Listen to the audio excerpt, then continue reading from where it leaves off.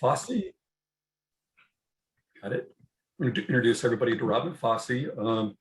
She guides nonprofit and for-profit organizations to achieve aggressive and transformative results. Her specialties are revenue development, culture shifting, marketing, and guiding individuals and teams to achieve more by defining, tracking, verifying, and reporting results. She has held leadership roles with the Sylvan Learning Centers and the American Cancer Society.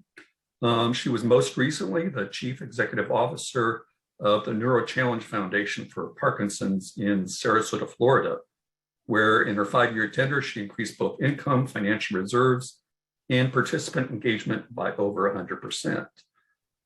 In 2018, Robin created the Parkinson's Expo, which is the largest educational experience of its kind in the nation. Over 1,400 participants attend and get actionable education and resources. And it's grown to be a significant source of income to fund Neuro Challenges programs. And that expo actually is coming up this Saturday. She currently lives in Bradenton, Florida, and was raised in Sarasota, Florida. And with that, I'm just going to turn it over to you, Robin. Thank you so much, Marty. And thank you all for tuning in today and being here. Marty mentioned that I am the previous executive director for Neuro Challenge Foundation for Parkinson's. And so I am very familiar with how important assistive technology is to people who have various abilities or challenges. And so thank you all for the work that you do to help people live better lives, communicate, and feel engaged and have independence. So the title of this is Energize and Activate Your Team. And so I'm going to put up this PowerPoint. I'm going to put it on and off, and I am going to ask you to participate in the chat. So I have a couple targets here. So how do you energize and activate your team with a results focus? Well, let's start with this. It has been a long 2 years, and I am sure there's not one person here that would disagree with that. With that being said, we've all learned to operate differently. And in many cases, we've learned greater efficiencies. And so how can we keep that innovative momentum going, innovation that we were thrust into? How do we keep that going to really be able to increase achievement for those we serve? And what can we do to remain energized and focused in our missions, especially at a time where we really are tired because we've been through so much?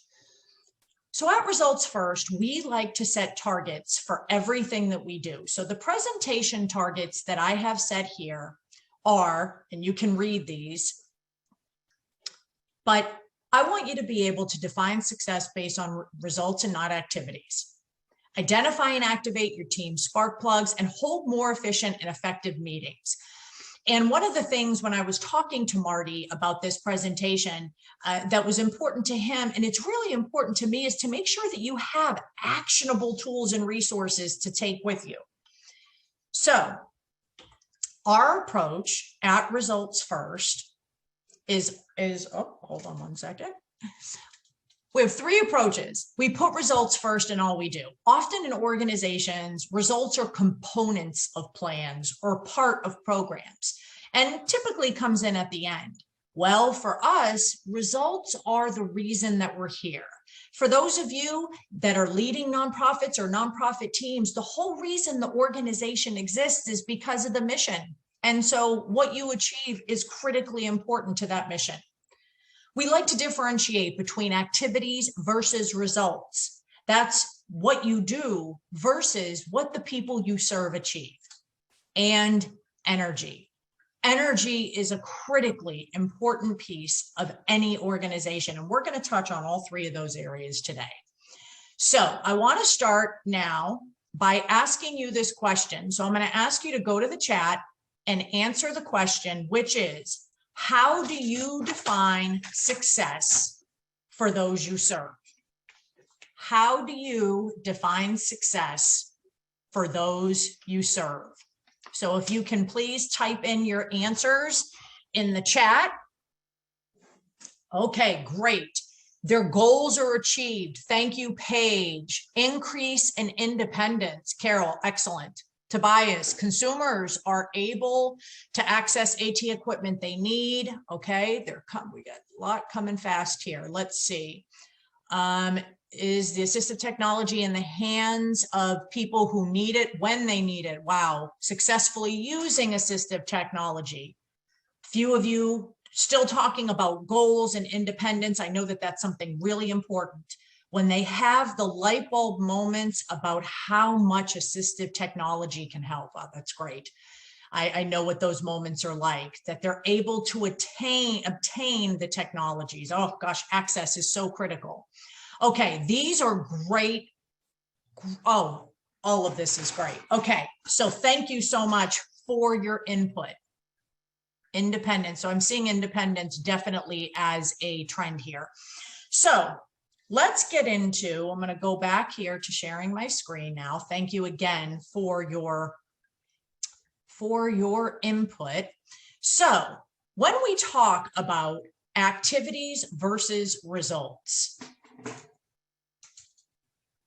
often people, when they're asked what to define success, they talk about the number of people served or the number of programs and attendance. So how often do people attend their programs? They also talk about educational materials distributed, or in this case, they may talk about how many assistive technology services have been delivered or devices or classes. Well, I am here to tell you that these are actually not results. So let's talk a little bit more about that. Let's look at determining gains and some examples. And we're going to get into why those things are not actual results, but why they're just activities. So again, thinking of educational materials that you may hand out, again, the devices or ways to access various assistive devices. Arts organizations and programs. So if any of you have therapeutic arts programs associated with your nonprofits or with your organizations, and then places and spaces. So when we look at these things, how do you gain? How do you measure the increases if you're not measuring just how many people are showing up, if you have a determination that goes beyond that? Now, let's talk about those less tangible aspects of measuring results.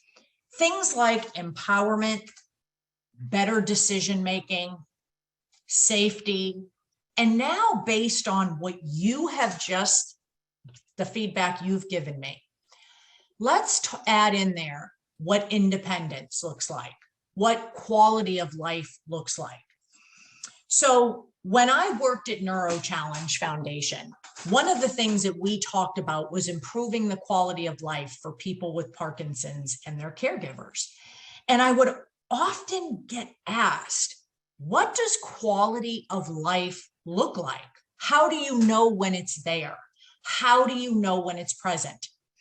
So I want to take a moment here. I'm going to, again, ask you to go to your chat. And I want to ask you, how do you know? So if we're looking at something like increased independence, which many of you mentioned, how do you know that someone's independence has increased? And let's think beyond getting a job, because a job is something, yep, they got a job that's very tangible, very measurable. How do you know when one of your clients has increased their independence? Please go to the chat.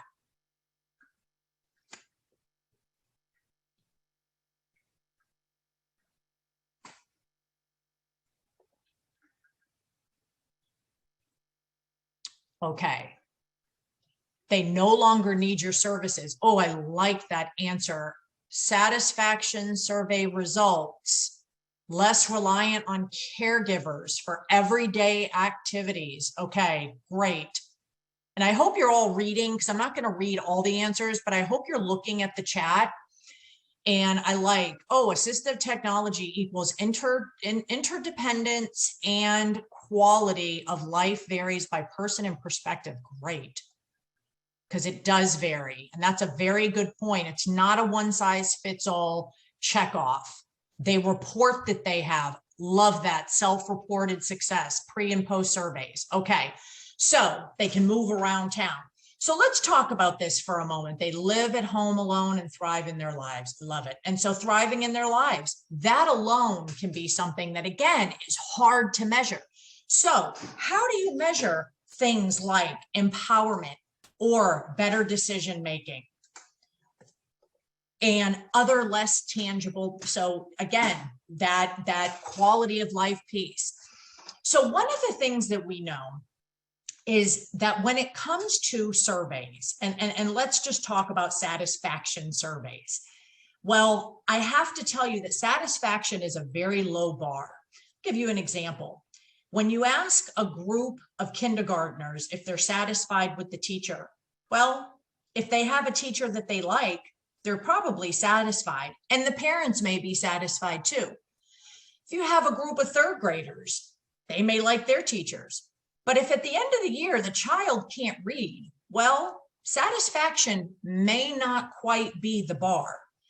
What are the results? So what we encourage you to do is to think and ask these following questions. Okay, so these result questions, this is a tool that you can use in your organization, regardless of what the program is or what it is that you are looking to get clearer on achievement. So what? When you're talking about things that appear to be less tangible, so again, employment is a very tangible measure. Someone got a job, that's clear. But how do you know when someone is feeling better about their lives? Okay, so one of the things we did is we asked, how did we know when someone became empowered with Parkinson's disease? And one of the things we realized is that for caregivers, we knew that they were becoming more empowered when they were scheduling respite.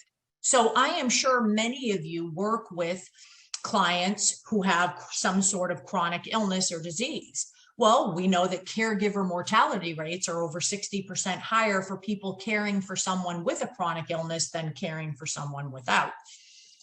So when we started to see caregivers sharing information and able to taking the information but acting on it.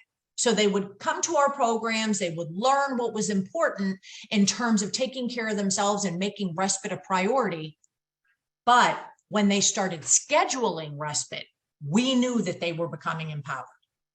For people with Parkinson's, one of the challenges they have, and again, many of your clients could have, is when they would go to doctor's appointments, they weren't having productive appointments. And so we would equip them with tools. So when they would go to their doctor's appointments, they would leave with answers, solutions, and perhaps either a new prescription or new therapeutic options. We were able to drill down to really learn what those less tangible measures looked and sounded like by saying, so what? So as you're talking with your groups and your teams about your clients and how you know they're successful, again, let's go beyond how many devices have been used or how many classes have been attended. Let's get to the so what. How many people are actually using it? Another question, what is the difference that it's making? What difference does that assistive device make? And I have to say, I know it makes a huge difference, but when you are able to capture what a person is able to do now because of that technology or because of that device, when you're able to capture that, now you have something that has become a result. Again, getting to that difference. How much of a difference? When you have a raving fan, so again, not a satisfied customer, but a raving fan, your raving fans are going to say that this assistive technology changed my life. Those are the stories that you want to share. How do you know? This is also a great question to be able to answer to the people who fund your organizations. How do you know? And here's my favorite. What does success look and sound like for those you serve? That particular question is something that can be asked when it comes to anything that you're looking at. What does it look and sound like? This is how you get really clear on those less tangible measures, on those things that are the most important to the people you serve. But maybe when you're filling out a grant application or a grant report, you end up finding yourself saying, you know, it's really hard to measure if someone's confidence has improved. One of my clients works with the vision loss community. And when we drilled down, they were initially measuring the success of their clients based on independence measures. And in a lot of cases, that was obtaining employment. But then they said, you know, we just really don't know how to go about measuring quality of life. And so one of the things that they determined was really important, and we did this with the people that they serve: confidence and comfort in the fact of being able to say, I have vision loss or I'm blind, and not trying to hide it. And so when people were able to report that and discuss that, that's when they knew that a result was present. Again, taking those less tangible things and making them measurable. If you want, I'm going to give you my email at the end of this, and I will send you those questions. We also have a list of some other questions, but I use those questions in everything that I do. They help keep me guided and they help keep me results focused. So why did I spend the time to talk about getting clear on results when we're talking about energy in organizations? Well, here's why. So often organizations are so focused on activities and just day-to-day activities and getting through that they lose sight of what they're actually trying to accomplish. We encourage you to take a moment, convene with your teams, and ask the one question: what does success look and sound like for those you serve? Another thing I've learned in working with my clients is that sometimes those of you who are leaders of organizations, the answers you get will surprise you. You may actually learn something. I know I learned a lot from my community when I went to them and when I went to the people who did the work to ask them the questions.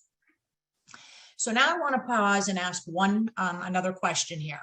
How many of you, because I know there's different structures, some of you are in universities, some of you are government organizations, some nonprofits.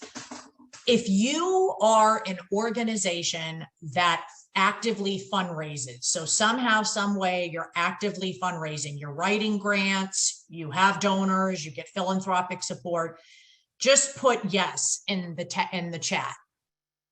If you are actively fundraising, please put yes in the chat. Okay, a whole lot of yeses coming through. Okay, so I am a fundraiser at heart. The majority of my career I spent fundraising. So why is all of this important? Well, I have a feeling that you are watching the pendulum swing where your investors, we like to call funders investors, your investors are now asking more questions. They want to know the real impact, the difference that your programs are making. Again, not just how many people you're serving each year, not just how many people participate in an assistive technology class, but they're really getting down to knowing, okay, just because someone sits in a class doesn't mean that they're actually able to use the technology or use the device. I always like to use myself as an example. So I need to lose about 20 pounds. And guess what? I have read everything you can imagine and participated in classes, and I know what I need to do to lose that 20 pounds. But guess what? I don't do it. So just because someone knows something doesn't mean that they're actually doing it. So getting clear on those less tangible things does help to infuse energy into an organization, because it also helps your grant writers, your development personnel, your development directors. It helps them get clear on what it is that you're trying to achieve and what you're reporting on. It helps them have way more productive conversations with donors. So now I'm going to shift to another question. This is one of my all-time favorites, and so I'm going to actually put it on the screen here, and I would like to see your answers. Let me get it up here.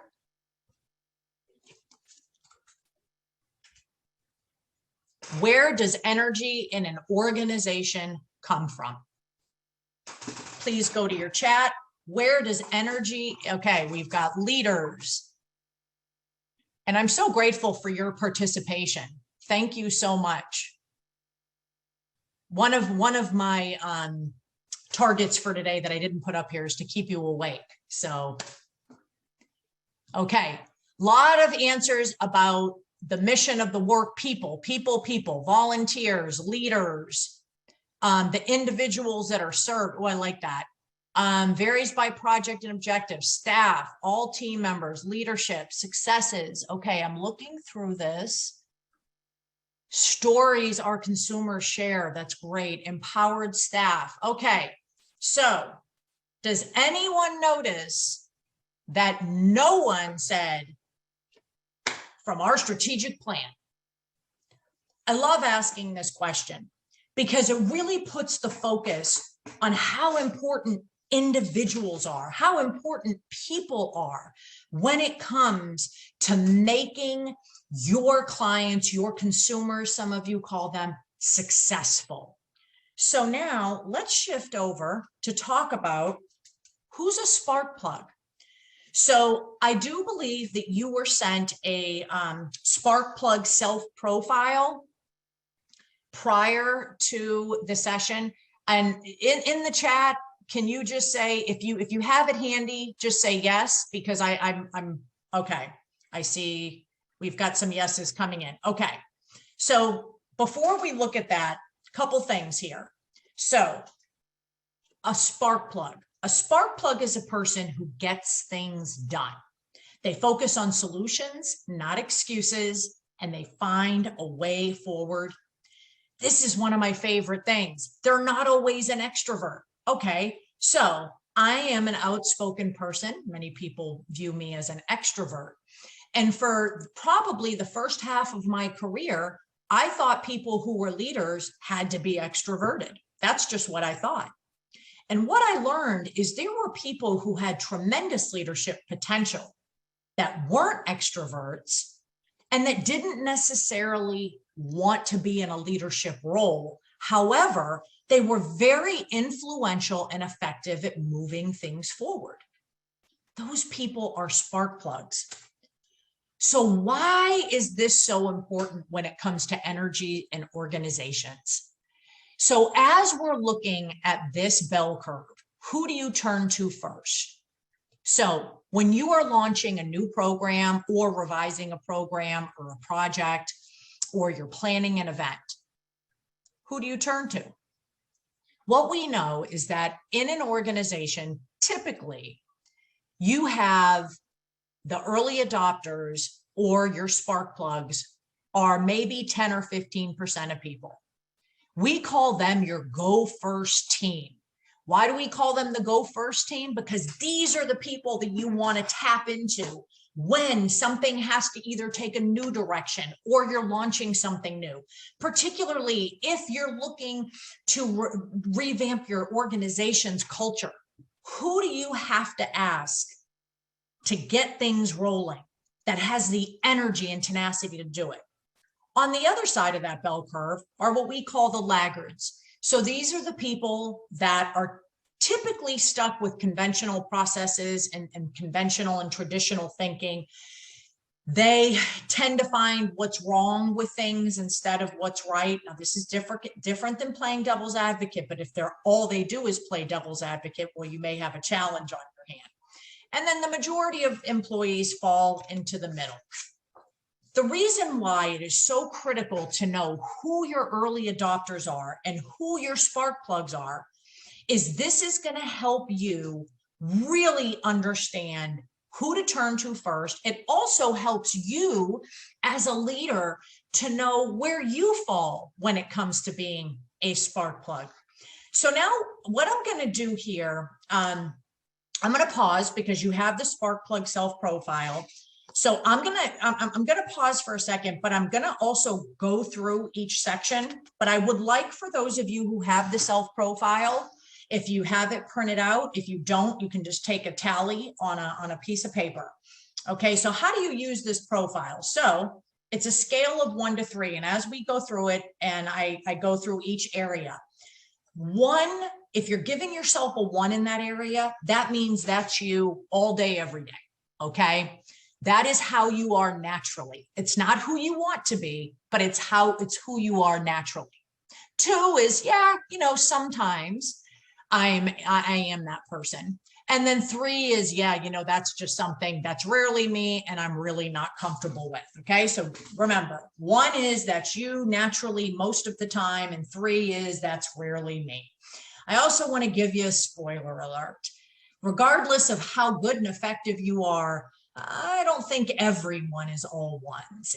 Just like I don't think that anyone, as negative as they can be, that there are all 3s as well. So again, this is based on who are you now and not who you want to be. So energy. So taking a look at the spark plug self profile, energy.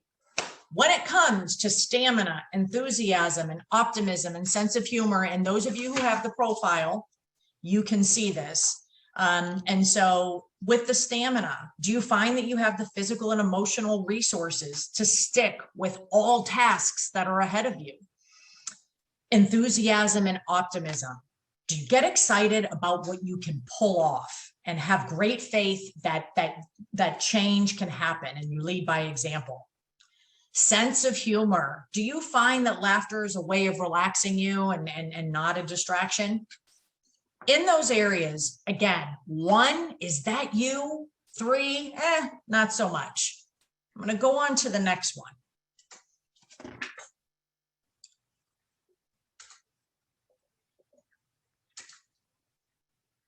Has to do its little trick here. Action push. Are you solution focused? So when problems come up, do you get itchy when people keep talking about the problem without jumping to the solution? Sense of urgency. Do you think it is very important to get moving on something versus just waiting and see if it's going to work itself up? And do you see the opportunity? You can almost see some window of opportunity, even in challenges. Again, in these areas, 1, that's me. 3, not so much. Results focus. So this is one of my favorite areas. Do you get that need for achievement? Do you feel a high when you reach that finish line, whether it is a client achieving something that you never thought was possible, or maybe a really successful fundraising campaign? Envision the end state. Are you able to clearly see what can happen if you achieve certain results or certain success, but maybe you don't know the exact steps to get there, but you see that end clearly? And do you welcome a scorecard? Are you a person who responds well to constructive feedback? Okay, rank yourself there, 1 to 3. Moving on to personal responsibility. Are you able to make mistakes, admit the mistakes that you make? When it comes to individual accountability, do you think that those individual roles are important even in group action? And then taking responsibility. So you don't want to be given responsibility. When you see an opportunity, you take it and you make it happen. Again, where are you here? Now looking at the use of teams. So drive by target, setting targets. So just like in the beginning of this presentation, I set targets, and we're going to actually talk about targets for meetings in just a moment. But do you use targets so people have clear goals and objectives? Do you use differences instead of amongst your team to really embrace divergent viewpoints versus feeling intimidated or wanting to get everyone on the same page all the time? At Results First, we think that consensus can be a very, very good thing. Forcing consensus can also be something that kills innovation in organizations. Sometimes you have to agree to disagree in order to try something new to achieve different results. Again, back to use of teams. Do you seek collaboration? Are you more interested in people creating something that's fresh and new than, well, the same old cooperation and coordination that has existed in the organization? So if you're looking at your scores, and I'm not going to ask you to share them with me, that is for you. I want you to ask yourself, are you a spark plug? A spark plug would be a person who has mostly 1s and 2s. If you have mostly 3s and 2s, well, then you may need to step back and say, okay, who are the people around you that can support moving projects forward? One of the things I love about the Sparkplug self-profile tool, and I always encourage my clients to use this with their staff, their board, and volunteers. The opportunities here are you are able to use this profile with your staff, with your teams. It can help you determine, okay, who's going to lead the next project? Who's going to lead the revamp of a program? Who's going to take something over? There's a huge opportunity there. It also helps you determine the needs of your team. So if you have a lot of people that are really 2s and 3s in almost all areas, well, who can bring in that action push? Who can bring in that energy that's needed to start something and see it all the way through? When it comes to activating your spark plugs, focus on the 1s. What that means is this is not made to be a behavior correction tool. This is made to be something that allows you to focus on the things you do well and the things that your team does exceptionally well. Spark plugs want to lead. So I had a client that did this exercise with her team, and she had a fairly large team. And she ended up discovering that there was a person on her team who was rather quiet. And because that person was not an extrovert, she just really didn't think the person wanted any role in leading anything. Well, she learned through this process that this person was the best person, in fact, to lead a new project. So this can help you identify those hidden gems, those staff members that are ready for more. It also allows them to grow in place. So if you're facing budget issues and, well, there's just maybe you're part of a small organization and there's just nowhere for a really valuable team member to move up to, you can use this to put them in the lead for something. There are people who want nothing to do with that are leaders, and they're effective leaders, and they're great at leading programs and projects, but what they don't want to do is be responsible for people in terms of as a manager. They don't want to have to go through all of the HR functions of having to supervise people. However, they really do want to lead. So I hope that you will use your Sparkplug profile with your team. That is a tool. It's available on our website. I know you also have it there. Please replicate it. Use it with your team. It's something that you can actually be a lot of fun. So I'm going to pause here just for a moment, and I'm going to ask, are there any questions? And thank you, Christina, for the very nice comment.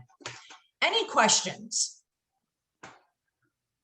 And I will take questions at the end as well, but are there any questions or any scenarios that you're thinking of that maybe you would like me to address, or something that you do that you're thinking there's no way this can be measured, there's no way that this can actually be quantified?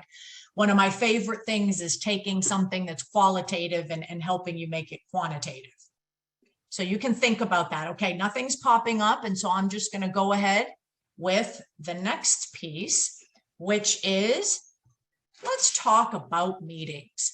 So why are we going to talk about meetings? Well, because when it comes to energy and organizations, meetings are one of the surefire ways of absolutely zapping energy in an organization. So let me put this up here. Oh, excuse me. Okay. I love this comic, so I hope you can see this.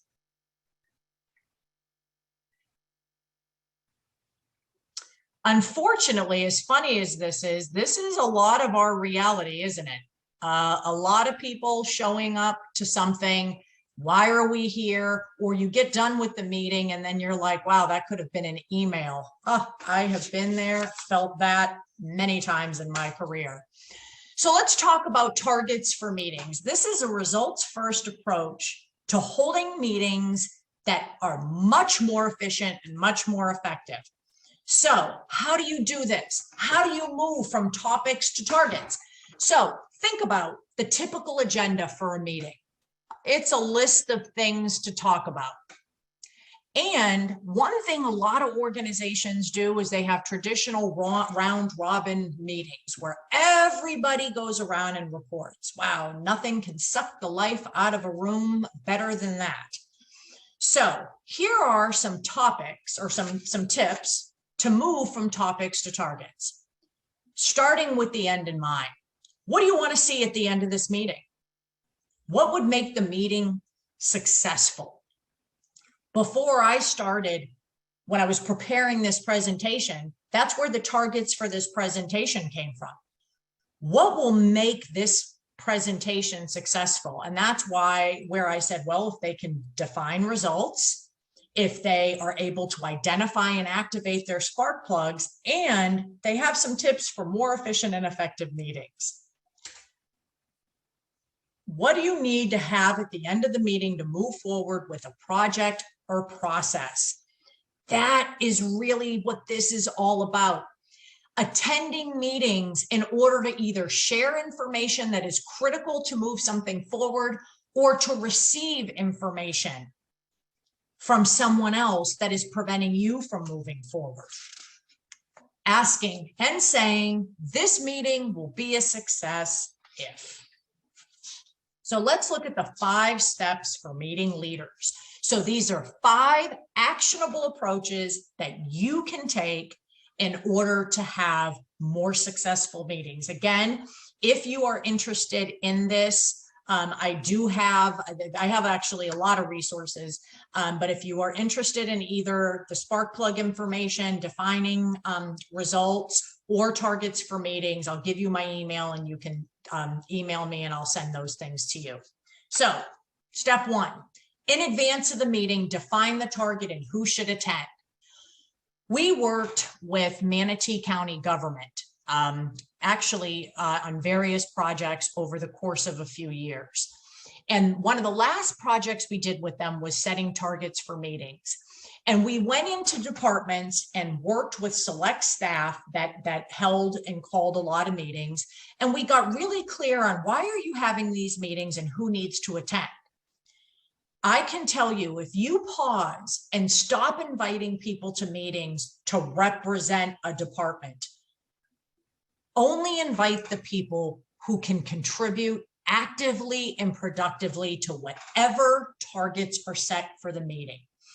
Sending out the targets in advance is not just sending out the agenda, it's sending out what has to be achieved. So you can have a meeting with 3 targets and then the agenda is designed to help you achieve what those 3 targets are.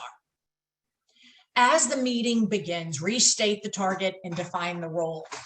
And so sometimes this can be a challenge for staff who are leading a meeting where one of their supervisors or a senior staff member is part of the meeting. If you're really clear that your job is to stick to these targets and achieve the targets by the end of the hour or 30 minutes that you have together, that helps the meeting stay on track and move along. Thirdly, during the meeting, guide interactions to hit the target.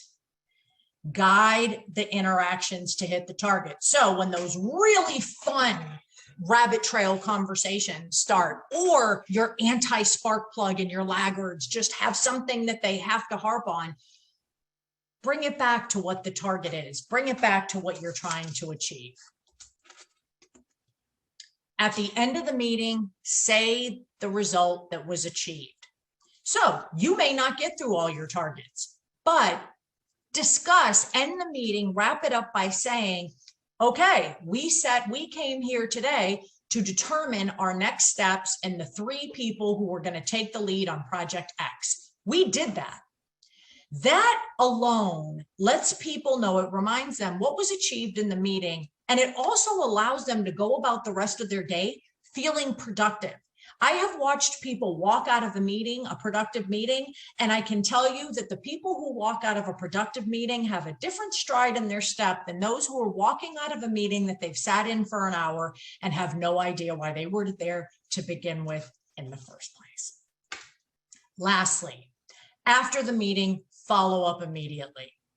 One of the things I'll share with you about using targets for meetings that was really helpful for me when I, in every role that I've had, but using this and using it with my clients now, is when I'm able to send a meeting agenda with targets out in advance, people come to the meeting prepared. They know what is going to be expected of them. So when you typically go to meetings to hear, okay, this is what I've got to do next, this is what I need to provide, I'll have to follow up and send this. Instead of that, you're doing that in advance of the meeting. So your meeting participants come ready to contribute. It then minimizes their time in follow-up and your time in follow-up, because now you have what you need to move forward. So I mentioned Manatee County as my client. We started with a small group of 6 people, and then our targets for meetings approach grew to be embedded in all 12 departments. Well, I have to tell you, this was, and this was rather phenomenal. When we looked at the amount of time that was saved in 2 different ways, length of meeting, and then number of meetings. So we had staff that were saying, wow, we schedule everything for an hour. Why are we scheduling it for an hour? This is a 30-minute check-in or a 20-minute check-in. Then the number of meetings. We had some departments that had weekly check-ins, and it was a standing meeting on everyone's calendar, and they realized we don't need to do this every week. When they added up all the time that was saved, and then the time that was saved from the people who now they no longer invited to meetings because they realized having representation but not giving any feedback was a waste of time, they were able to save on average 50%. They cut meetings in half, 50%. So you can imagine, I want you all to think, this is like the angels are singing, okay? Think of what your life would be like with 50% fewer meetings. So I like that because I know that resonates with me. So that is something, those are some actionable tools that you can use. So I feel like I just ran through really important topics and really important approaches in lightning fast manner. And I do appreciate that you're all out there because I see you in the chat. But now I want to ask you this. Out of everything that we've talked about and that I've shared with you here, what is stuck with you? What stands out to you? What thing or things are you going to use or incorporate into your organization when you get back to work? What sticks with you? If you can go to the chat and let me know what is sticking with you here today.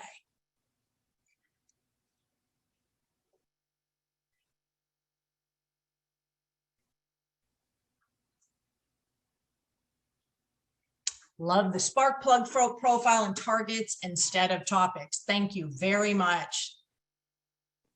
Great. Oh, wow. You guys really, you are detailed. This is great. Start with the end in mind. Yes, yes, results over activities. Excellent. Doing activities more purposely. Oh gosh, so let me say something about purposefully or intentionality. One of the things that is so critical when it comes to achievement and when it comes to really getting clear on results is intentionality.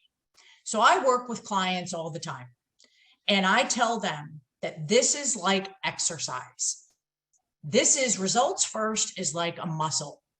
You have to use it. You have to actively use it in order to keep it toned and in shape.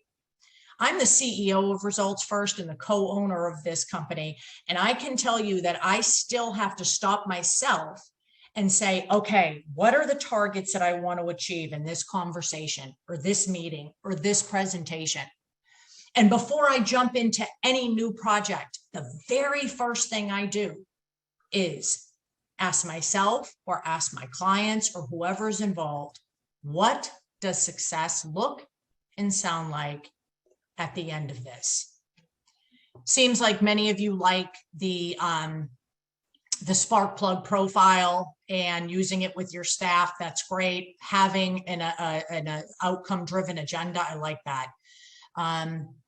It's okay to gravitate to the spark plugs. I sometimes think I need to even things out. Oh, Mike, thank you. Let's talk about that just for a second. There is a tendency, I have this tendency, I'm going to speak for myself, and if you can identify with this, I hope you'll let me know. I have found myself in the past, when it came to launching something new, trying to get people, the people who I knew were going to be challenging, or the people I knew that were going to be the naysayers, I spent a lot of time and energy trying to get them on board. Can anybody else relate to that? You really want to engage them. You want to motivate them. You think you can bring them along, and yes, thank you, Tracy. Yep. All right, Jeannie. So let me tell you, we got to stop that. We have to stop it, because there's a couple reasons why we have to stop it. First of all, it's exhausting. It is absolutely exhausting, number one. Number two, it's almost like rewarding the person who's the most difficult. When I became really aware of that about myself, and I became aware when I took my business partner's class, results for the founder, the creator of the Results First approach, I took a class with him 4 years ago. This was something that really stuck out to me. I started putting my time into those who were energetic, who were positive, who wanted to move things forward. That then gave the rest of the team the understanding of that's where my attention's going to go, and that's who's going to get the attention. And so whenever it comes to something new, so if you have something new that you're launching or something that needs to be changed, those two particular examples, think of who needs to move it forward. Because then once you have them move it forward and you have them take action and you start to see what works, then you have other people that join, then you have your Go First team. So now you have not just one person, not just the spark plug, but now they've got a team and they're moving forward. Guess what happens? That laggard has no choice. A lot of times when we work with clients, we help them to develop frameworks of results where their spark plugs and Go First teams try something new, move it forward, and then it actually becomes a policy or a procedure. So then guess what? That really difficult person, well, they just have to do it. So I'm really glad that that was brought up. And Jeannie, I appreciate your comment. Reward the person who is most difficult. Yes, don't do that. Okay, can you explain, I have a question. Can you explain the difference between someone playing devil's advocate or providing insight to possible challenges and the person who is simply a naysayer? I love this. This is what it comes down to. It comes down to how they focus on it, okay? So if you're in a meeting talking about something new or something that has to change or just something that needs to stay the same because it's going so well, and you have someone who says, you know, what about this? and what about that? And, this is going to be challenging. That's fine. When they turn into a naysayer and when they turn into an obstacle is when they continue to say it, but with no action and no proof behind it. I hope that part makes sense. I think it is great to challenge status quo. I think it is, that is how some of the greatest innovations occur, is when someone says, hey, we have to do something different. Marty talked about the Parkinson's Expo that I created. That is now the largest event of its kind in the country for people with Parkinson's and their caregivers. And you know what? When I created that, there was a lot that went into people telling me that I was out of my mind because we were this little tiny organization at the time. I took into account what they had to say, but if they weren't able to get on board, I just moved without them. So how do you handle the naysayer? Well, there's a lot of different ways to do this. I will say the thing that I always start with, people are working in your organization not to get rich. I seriously doubt if you did a survey that anyone's there to get rich. People, most of them are there because they want to help other people. They believe in your mission. I think that is why getting clear on results, getting clear on the difference that you make in people's lives makes such a big difference, because when you can bring everything back to your mission and your results, that is where you are usually able to get people to say, you know what? Yeah, this makes sense. Yes, this is best for the people that we serve. Now, I'm also realistic. Some people are inherently negative, and sometimes those people just can't be on your team. But I will say, at the very minimum, bring everything back to your mission. Talk about the results. If they can't see the value in trying something different at that point, because you can be a naysayer, but when you then don't get on board, now you're more than a naysayer. Now you're an obstacle to success. So that there's not an easy answer to that, but I hope that at least is helpful. I'm going to put my email address, and here is some information. We have other things on our website. This is my email address and phone number. You can also connect with us on Facebook and LinkedIn.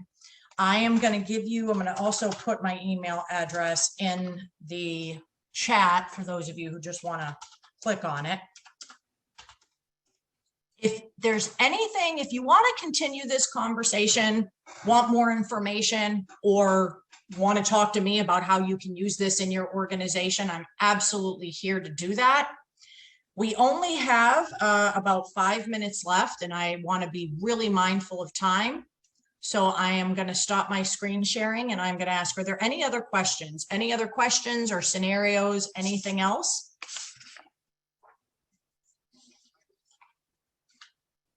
Thank you for the kind words very much.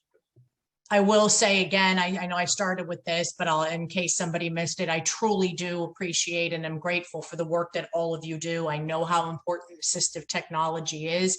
It is just makes such a difference in quality of life for the people you serve. Yes, I will put my information in here again.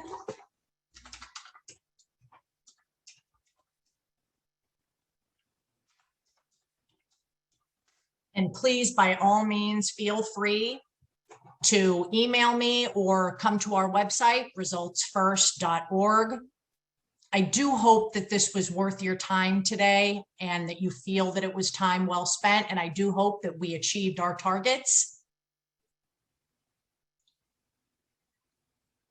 And at this point, I'm going to say, Marty, are you coming back on here? And thank you all for these kind words. Thank you so very much. Yeah, no, thank you so much, Robin. Yeah, I know that obviously a lot of what you said resonated with people, certainly about goals and results, and definitely about meetings. So all that's appreciated. We'll make sure that everybody has your slides, and obviously has your contact information. So much appreciated. Thank you so much. Thank you very much. And I hope the rest of the symposium goes great. Great. Thanks, Robin. Thank you. And thank you all. Just a couple of things I want to mention about tomorrow's sessions before we leave for the day. Of course, we'll start at the One Big Thing videos. We'll start at 11:30. So watch out for those. Tomorrow morning, we will be sending out. Marty? Yes. There is no One Big Thing is a link. They can do it at any time. There's nothing concrete at 11:30. Of course, they can always check them out at 11:30. Great. Good news. We will be sending out tomorrow just some handouts for the Building Strategic Partnerships session. The worksheets that the Wade had put together from last session for those of you who weren't in the session, and anything else you need. We'll get started right at 12 o'clock tomorrow to make sure that we get in all of the pre-session activities. So with that, is there anything else I'm missing? Okay.